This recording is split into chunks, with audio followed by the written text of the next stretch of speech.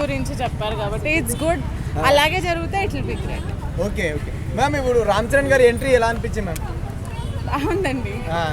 So interval scenes ఏమైనా ఎలా అనిపించాయి? మిగతా వాళ్ళు చాలా మంది ఉన్నారు, ప్లీజ్ ఎలా అనిపించింది సార్? సినిమా ఎలా చాలా బాగుంది. యాక్చువల్లీ ఇది వచ్చేసి పిక్చర్ అనేది ఆంధ్రలో మొన్న పవన్ కళ్యాణ్ గారు ఏమైతే రైస్ గురించి స్కామ్ ఏమవుతుందో అది చూపించడం చాలా అందరికి బాగుంది. కానీ ఈ స్కామ్ అనేది అయింది రియలే అనిపిస్తుంది ఈ మూవీలో చూసిన తర్వాత. కానీ పొలిటికల్ పరంగా మాత్రం ఏమైతే చూపించారో కొత్తదనం ప్రజలకు చాలా బాగుంటుంది. అంటే పిక్చర్ గురించి అని కాదు కానీ ఈ మూవీలో చూపించిన యాక్షన్ కానీ ఆయన చేసింది రామ్ చరణ్ చాలా బాగుంది.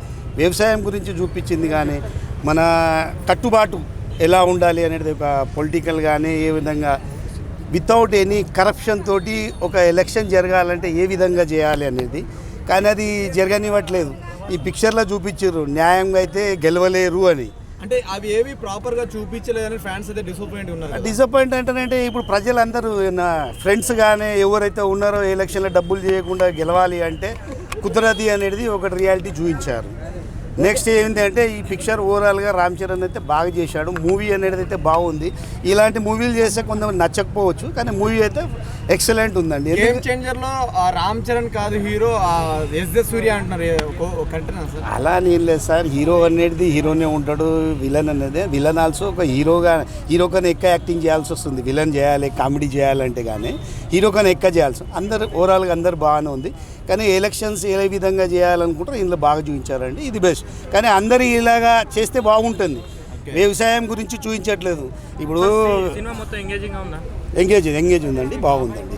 చెప్పండి సార్, అది కంటిన్యూ. ఇప్పుడు చూడడానికైతే చెప్పడానికన్నా చూడడం బెటర్ అనేది నేను అనుకుంటున్నాను అండి. కానీ ఫ్యూచర్ ఎలక్షన్స్ ఏ విధంగా చేయాలనేది చూపించారు, అది చేస్తే బాగుంటుంది. సోషల్ మెసేజ్ ఉన్న సినిమాలు ఏమో పబ్లిక్ ఎక్కట్లేదు, కొంచెం పాన్ పరాగులు, దొంగతనాలు అలాంటి సినిమాలు అయితే బాగా ఎక్కుతున్నాయి. మరి మా జనరేషన్ వాళ్ళకు మీరు ఇచ్చే సలహా ఏంటి? ఇప్పుడు ఒకటే సార్ నేను చెప్పేది, మీ జనరేషన్ నా జనరేషన్ ఒకటే. ఇప్పుడు పాన్ పరాగ్ వద్దు అనుకుంటాం, అరే వీడు వేస్ట్ భయ అంటాడు, అరే మంచిగా ఉంటుంది తిను భయ అంటే మంచోడు భయ అంటాడు. అది మనం ఆలోచించుకోవాలి, మనం నలుగురికి చెప్పాలి. మనం ఒకటే జనరేషన్ చెప్పేది ఈ మొబైల్ తోటి ఏమైతే వాడుతున్నామో అది కొంచెం వ్యవసాయం గురించి పట్టించుకున్నది, కల్తీ గురించి పట్టించుకున్నాం. మనం కల్తీ గురించి మీ మీడియాని ఎవరైనా చెప్తారా సార్? ఇప్పుడు నేనే ఇట్లాంటివి చెప్తే మీరే మీడియా లేరు. వీడియో ఎవరో పొలిటికల్ గురించి, నాకు పొలిటికల్ ఏది ఇన్వాల్వ్ లేదు, పొలిటికల్ సంబంధం లేదు. నేను మీట్ అయిపోయి ఏది చేసినా కానీ మీడియా అది వెళ్ళిపోతారు, మీడియాలోనే వెళ్ళిపోతారు. అది మీడియా గురించి మాట్లాడితే వెళ్ళిపోతారు. అది మీరు చెప్పాలి సార్. ఇప్పుడు ఏమైతే చెప్పేది మీ గురించి కాదు, మీ పిల్లల గురించి. ఇప్పుడు మ్యారేజ్ అయిన వాళ్ళు వాళ్ళ పిల్లల గురించి, భవిష్యత్తు గురించి ఆలోచించండి అనేది. ఏది చేసినా మంచిగానే చేయాలి, అది మీడియానే చేస్తుంది. కానీ మీడియా అన్నీ చూపించారు, కొన్ని చూపిస్తుంది, కొన్ని చూపించారు. మాకెవరు చెప్తారు సార్? పేపర్ మీడియా తప్ప మాకు ఎలా తెలుస్తుంది సార్? అది ఒక్కటి గ్రహించండి మీరే. అన్నీ ఏది చేయాలనేది మీరే చేయాలి. Okay sir. Okay sir. ఇప్పుడు ఏపీ పాలిటిక్స్ ముందు